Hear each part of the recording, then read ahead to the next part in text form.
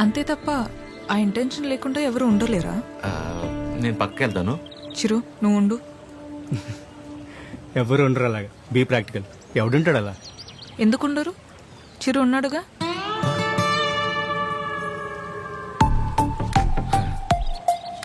Almost 2 months నుంచి తనతో క్లోజ్గా ట్రావెల్ అవుతున్నాను. పైగా ఎవరితోనో ఇంత క్లోజ్గా లేను. తను అనుకుంటే ఎంతసేపు నీలా ఐ లవ్ యూ చెప్పడానికి. అలాంటి ఆలోచనతో నాతో తిరుగుతున్నాడని అస్సలు అనిపించలేదు నాకు. Such pure and honest person.